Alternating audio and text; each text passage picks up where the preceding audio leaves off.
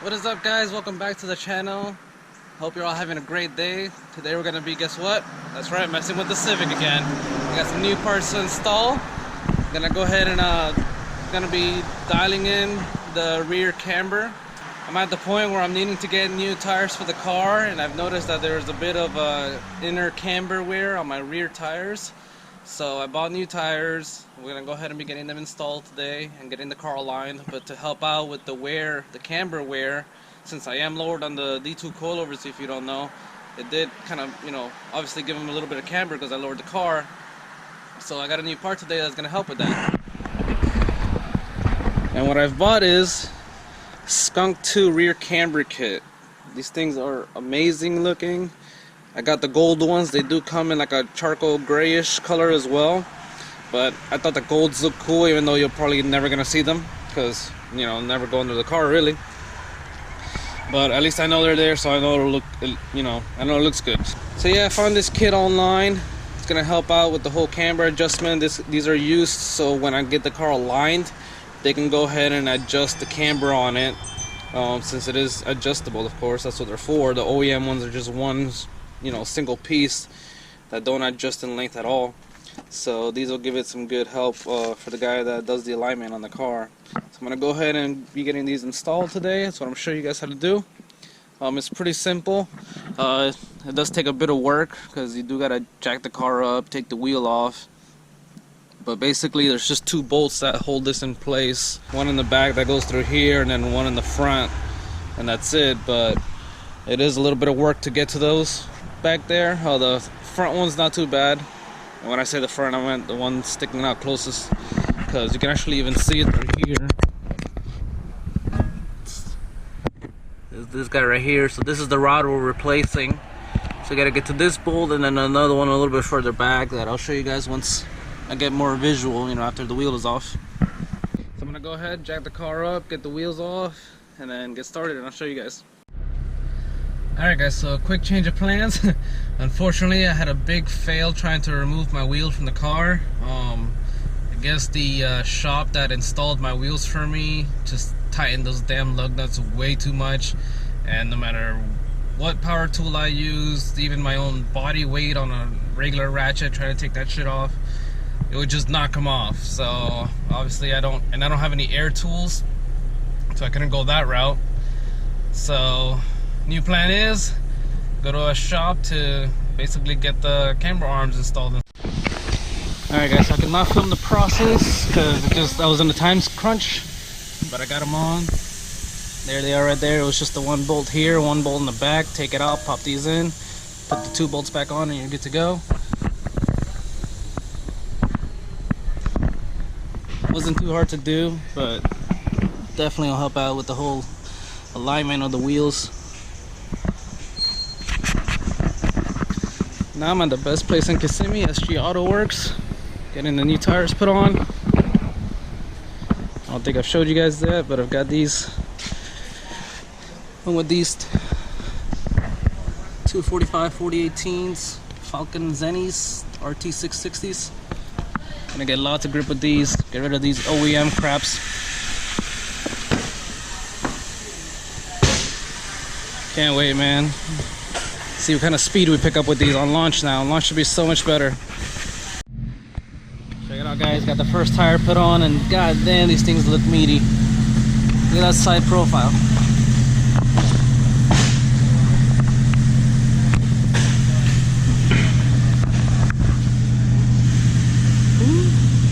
Damn, I love it. That looks awesome. Can't wait to get it down on the ground and really see the gap.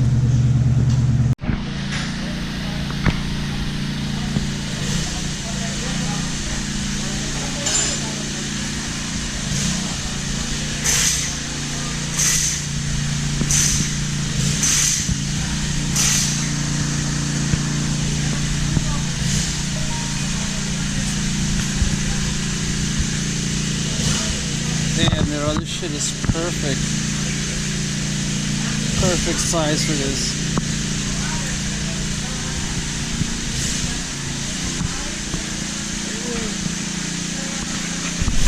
It looks so good, man. Hell yeah.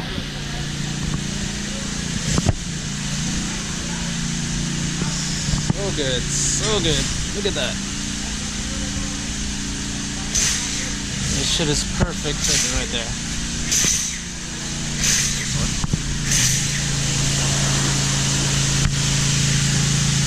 I just gotta go ahead and get it aligned, and this shit is perfect, good to go.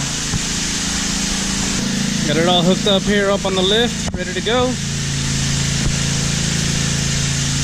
Let's get this puppy rolling.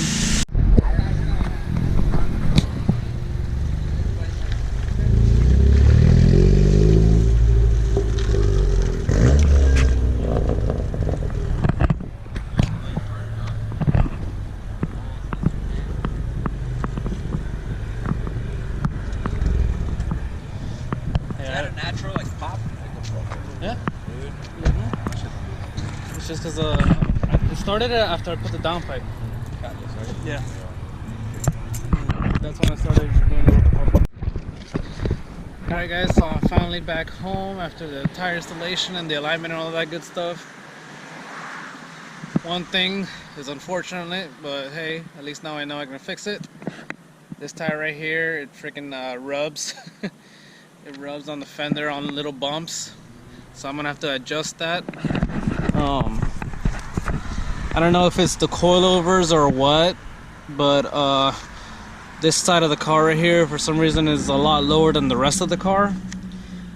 So I'm guessing that's why it's rubbing on here when I hit bumps. It's actually hitting it. I just gotta raise it a little tiny bit, because as you can see here, I can't even fit my finger in between the tire and the fender.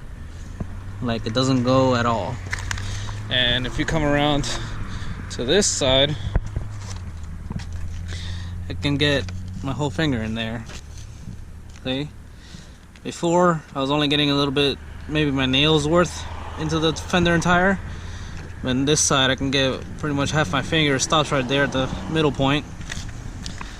And then I found out with the front, it's the same way. For some reason, the passenger side of the car has a lot more clearance than the driver's side. I don't know, it's because I'm the one driving the car most of the time and I drive it all the time, or I don't know if it's because I drive the car most of the time by myself and maybe my weight through the suspension that way over time. I don't know, that could be it. But this side, you can see I can get my whole finger in there, not a problem. Got plenty of clearance there. And then the driver's front, it's like the passenger rear, I can get half my finger in there and then I'm stuck. So I'm gonna have to raise this side a bit.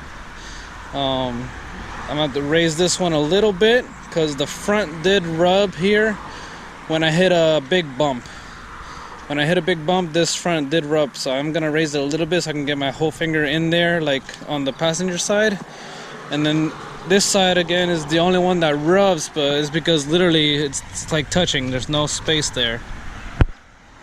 So I'm gonna have to definitely raise this one up a bit so it doesn't rub. But other than that, which kind of expected it, I thought it might happen since I went with a wider tire. I don't know if I mentioned this earlier, but I had on here 235s 40 18s, and I went up to 245 40 18s, and it's just the width of the 245 just makes it to where I rub on the fender now. It's not far in enough to tuck underneath whenever I hit bumps. So no big deal. I'm just, raised it a little bit. It's the good thing about having the coilovers. So just gonna have to go ahead and do that, and then she'll be perfect. But yeah guys, that's all I have for you today. I hope you enjoyed the video. If you did, please give it a thumbs up. If you're new to the channel, please subscribe, and if you're already subscribed, thanks, I appreciate it a lot. I'm glad I'm able to help people out with their builds and basically show them what I do so they can do the same or something similar. So again, I appreciate all you guys, and hopefully we'll hit that next goal of mine, which is 1,000 subscribers soon. But until then, guys, take care and have a great day.